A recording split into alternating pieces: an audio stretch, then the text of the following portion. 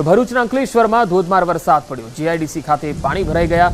બપોરે અચાનક ધોધમાર વરસાદ વરસતા 2 કલાકમાં જ અનેક વિસ્તારોમાં પાણી ભરાઈ ગયા। ગોવર્ધન નાથજી હવેલી, આમ્રકુંજ સોસાયટી, ગટ્ટુ ચોકડી અને કાપોદ્રા પાટિયા સહિતના વિસ્તારોમાં ભારે વરસાદથી પાણી ભરાઈ ગયા અને સ્થાનિકોને મુશ્કેલી વેઠવાનો વારો આવ્યો। આ તસવીરો જુઓ। માર્ગ પર પાણી ભરાતા વાહન વ્યવહારને અસર થઈ રહી છે, તો રહેણાંક વિસ્તારોમાં પણ વરસાદી પાણી ઘૂસી જતા લોકો પરેશાન થયા હતા।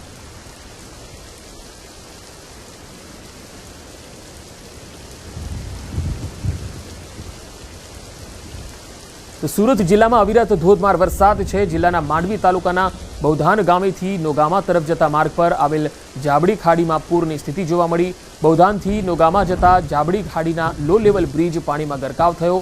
જાબાડી ખાડી પરથી બાઇક પસાર કરવાનો પ્રયાસ કર્યો હતો, ત્યારે એ બાઇક પાણીમાં તણાવા લાગ્યું હતું। તસવીરોમાં પણ તમે જોઈ શકો છો, સ્થાનિક લોકોએ આ બાઇક સવારને તણાતો બચાવી લીધો હતો। બે અલગ અલગ તસવીર તમે જોઈ શકો છો। ખાડીના પૂરમાં એ બાઇક સવાર તણાયો હતો। હવે તાપીની વાત।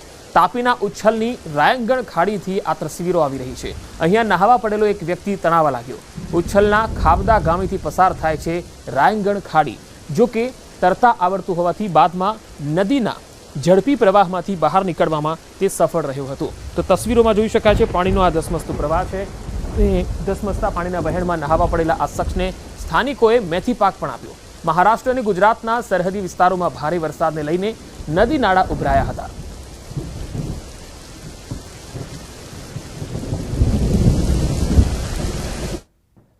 સાબરકાંઠાના હિંમતનગરના ગાંભોઈમાં વરસાદ। ગાંભોઈથી ભિલોડા હાઈવે પરનું ડાયવર્ઝન ધોવાયું છે। હાઈવે પર બનાવવામાં આવેલા 2 ડાયવર્ઝન ધોવાયા। ગાંભોઈ પંથકના હુંજ અને બાખોર, રામપુર સહિત ડુંગરનું પાણી વહેતા ડાયવર્ઝન ધોવાઈ ગયું। હિંમતપુર ગામ નજીક નવીન બની રહેલ ઓવરબ્રિજની કામગીરી ચાલી રહી છે। ઓવરબ્રિજની કામગીરીને લઈને તે હાઈવેની બાજુમાં બનાવવામાં આવ્યું હતું ડાયવર્ઝન। આ ધોવાયેલા 2 ડાયવર્ઝન વચ્ચે એક બસ સહિત 5 વાહનો અટવાયા। વાહનોમાં અને બસમાં સવાર 15 જેટલા મુસાફરો પણ અટવાયા। સ્થાનિક લોકોએ જાણ કરતા પોલીસ ઘટના સ્થળે પહોંચી સ્થાનિક મામલતદાર અને પ્રશાસનને જાણકારી અપાઈ। સાબરકાંઠા સહિત જે ઉપરવાસમાં ભારે વરસાદ વરસ્યો હતો અને હિંમતનગરનું જે ગામો છે, ગામોના આસપાસના જે ગ્રામ્ય વિસ્તારો છે, ગ્રામ્ય વિસ્તારમાં ભારે વરસાદ વરસ્યો હતો। હુંજ હોય, બોખર હોય, રામપુર હોય કે સહિતના જે ગ્રામ્ય વિસ્તારો ઉપરાંત જે ડુંગરમાં જે ભારે વરસાદ વરસ્યો, જેના કારણે જે આ ગરનાળું છે, ગરનાળામાંથી ભારે પાણીનો પ્રવાહ નીકળ્યો હતો અને જેના કારણે 2 જગ્યાએ જે ડાયવર્ઝન આપેલા છે, બંને જગ્યાએ ડાયવર્ઝન તૂટ્યા છે। ખાસ કરીને ગાંભોઈથી ભિલોડા જતો જે સ્ટેટ હાઈવે છે, સ્ટેટ હાઈવે ઉપર જે 2 જગ્યાએ 200 મીટરના અંતરે ડાયવર્ઝન તૂટી ગયા છે, જેના કારણે વાહનો વચ્ચે જ ફસાઈ ચૂક્યા છે। એક બસ સહિત બીજા 7 થી 8 વાહનો છે, તો આ ઉપરાંત 20 થી જેટલા વધુ મુસાફરો જે અહીંયા ફસાયા છે। સ્થાનિકો દ્વારા તેમને ફૂડ પેકેટ આપવામાં આવ્યા હતા, પરંતુ જે છેલ્લા 1.5-2 કલાકથી જે ફસાયેલા છે તેમની બચાવ કામગીરી હજુ સુધી કરવામાં આવી નથી। ખાસ કરીને પોલીસ દ્વારા અહીંયા જે રોડ છે કોર્ડન કરી દીધું છે, કોઈ આ પ્રવાહમાં ઘૂસે નહીં તે માટેની પણ કાળજી લેવામાં આવી છે, પરંતુ જે સ્થાનિક પ્રશાસનને જાણ કરવામાં આવી છે હજી સુધી પણ કોઈ આવ્યું નથી। ખાસ કરીને તમામ મુસાફરો એક જ રાહ જોઈએ છે કે ક્યારે કોઈ ટીમ આવે અને તેમનો બચાવ કરાવે। ઈશાન પરમાર, ન્યૂઝ 18 ગુજરાતી, સાબરકાંઠા। અરવલ્લીના મોડાસાના ગઢડા કંપા પંથકમાં 5 ઇંચ જેટલો વરસાદ પડ્યો। અહીંયા 2 કલાકમાં 5 ઇંચ વરસાદથી ખેતરો તરબોળ થઈ ગયા। રેલવે અંડરપાસ વરસાદી પાણીમાં સંપૂર્ણ ડૂબી ગયો। ભારે વરસાદથી ખેતરનો પાક તણાઈ ગયો।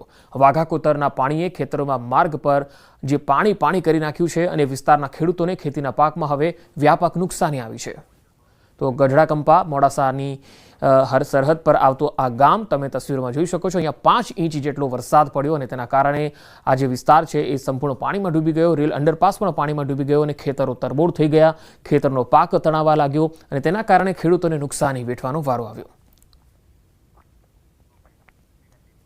તો અરવલ્લીના મોડાસાના ગ્રામ્ય પંથકમાં ભારે વરસાદ। સરડોઈમાં ડુંગરના પાણી ગામના રસ્તા પર ફરી વળ્યા। વરસાદી પાણીનું રૌદ્ર સ્વરૂપ જોવા મળ્યું। ધોધમાર વરસાદથી ગામના રસ્તા નદીમાં ફેરવાઈ ગયા। ટિંટોઈ વિસ્તારમાં પણ વરસાદી માહોલ જોવા મળ્યો। તો આ તસવીરોમાં જોઈ શકાય છે ધોધમાર વરસાદથી ગામના રસ્તાઓ નદીમાં ફેરવાઈ ગયા છે। અહીંયા જનજીવનને પણ અસર થઈ રહી છે। વરસાદને લગતા તમામ પ્રકારના ન્યૂઝ પડે પડની અપડેટ આપના સુધી અમે પહોંચાડીશું। ન્યૂઝ 18 ગુજરાતી લગાતાર જોતા રહેજો। એક જિલ્લાનો ગ્રાઉન્ડ રિપોર્ટ આપણે આપીશું। સરડોઈથી આ તસવીર ડુંગરના પાણી ગામના રસ્તા ઉપર આવી રહ્યા છે, તમે જોઈ શકો છો। હવે અરવલ્લીના બાયડની તસવીર આપને બતાવીએ। બાયડની ધામણી નદીમાં પાણીનો પ્રવાહ વધવાથી કોઝવે ધોવાઈ ગયો। તલોદ નજીક આવેલા કોઝવે પર પાણી ફરી વળ્યા। ધામણી નદીના કોઝવે પર પાણી ફરી વળતા સ્થાનિકોની મુશ્કેલી વધી ગઈ।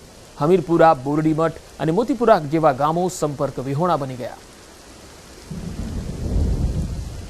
તો અરવલ્લીનો શામળાજી ભિલોડા હાઈવે ફરીથી બંધ થયો। ઉપરવાસમાં પડેલા વરસાદને કારણે હાઈવે પર પાણી ફરી વળ્યા। ડોડીસરા ડાયવર્ઝન પર વરસાદના પાણી ફરી વળતા વાહન વ્યવહારને અસર થઈ। રસ્તો બંધ થતા અંબાજી જતા પદયાત્રીઓ અટવાઈ ગયા। સંતરામપુર, દાહોદ સહિત જિલ્લાના પદયાત્રીઓ અટવાયા હતા। તો અરવલ્લીથી આ તસવીરો આવી રહી છે। તમે જોઈ શકો છો કે પાણીનો જે ધસમસતો પ્રવાહ વહી રહ્યો છે તેના કારણે એક ગામથી બીજા છેડે જવા માટે લોકો અટવાઈ ગયા હતા। શામળાજી ભિલોડા હાઈવે ફરી એકવાર બંધ કરવાની ફરજ પડી હતી। ડોડીસરા ડાયવર્ઝન છે જેના ઉપર પાણી ફરી વળ્યું હતું અને લોકોના ટોળા અહીંયા જોવા મળ્યા હતા।